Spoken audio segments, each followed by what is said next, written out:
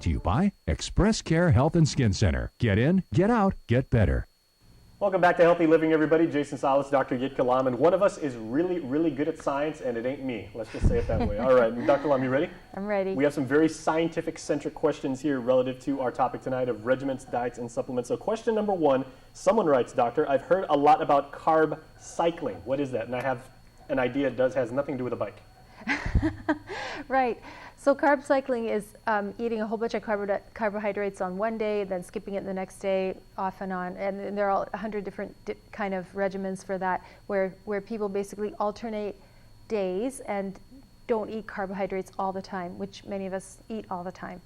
And that is supposedly supposed to help you build more muscle and help you with burning fat and retaining muscle.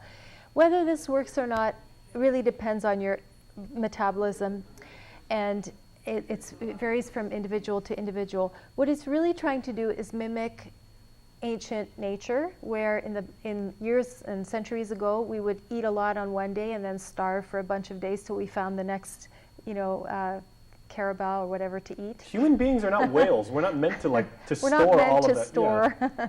Right. So we're meant to eat and then probably not have anything to eat till we find something else for a while and then eat again.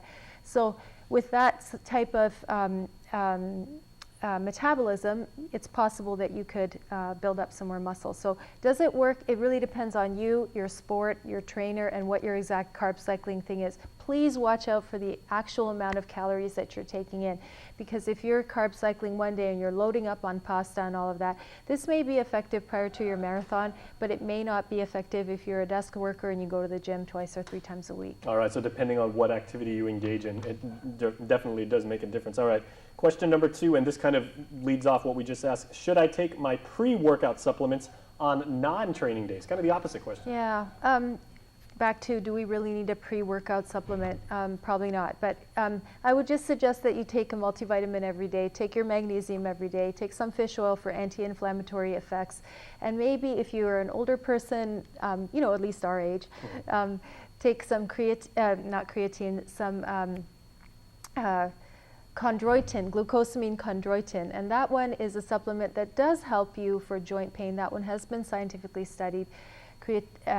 Chondroitin glucosamine. Okay? It's hard enough to pronounce, much less spell. I'm not even going to attempt either. Well, I keep getting mixed up with the creatine, but thank goodness for Google. Yeah. Okay, so question number 3 says, what might have caused a negative reaction to a pre-workout supplement?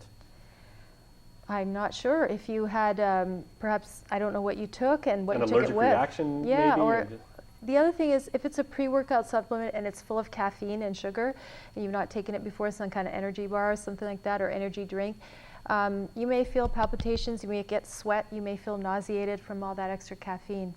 Now, of course, these products try to market themselves as, like being very natural and giving you natural energy. What if somebody, prior to competing in an athletic event, what if they just take a shot of honey? Because I know friends of mine have done that before, and they said you get an incredible energy boost, and you can't get more natural than bees honey. Bees honey. Well, it's a source of sugar, okay, a source of glucose. So you've got a lot of glucose. There's glucose to burn. It depends again on your exercise. If you're doing sprints, you're going to be burning, mostly glucose. And if you're needing to run a very long distance or perform for a long time, you're going to be starting to burn fat and products that are in your liver. So it really just depends. But I don't think it could be harmful to have any honey. Okay, so here's our last question, and this is about weightlifting. Dr. Lom says, I do cardio right after weights. Should I have my post-workout shake and carbs before cardio or after? No. I've seen that at the gym. Some people load up before and then, No, eat a light meal before you exercise, or if you must, take your supplement before you exercise. During exercise, please just drink water. After exercise, take a half an hour to cool down, drink a lot of water. You do not need Gatorade. If you want Gatorade, it's usually okay, but remember, it's got a lot of sugar in it, a lot of carbs in that. Calories in Gatorade. And then, so once you've cooled down, drink lots of water, and then consider eating. And consider eating a small, nice, balanced meal. Because people generally overestimate how much they've exercised and how many calories they have burned during that time. Most of the time, they haven't really burned that many calories. They might have sweated a lot. You cannot equate sweating with with actual burning of calories, okay? Just because you perspired a lot does not mean you burn calories. And the act of being awake just burns calories and being conscious. That's why they during the call day. it the basal metabolic rate. Just by sitting on a couch, we're burning calories. When we get on a treadmill, you can look it all up, how many calories per minute you're burning, per hour you're burning, depending on how fast you're going.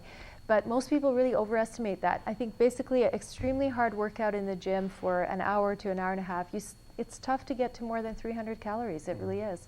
Okay, well, Doc, thanks so much. As always, we appreciate the information you. and the knowledge. Thank you.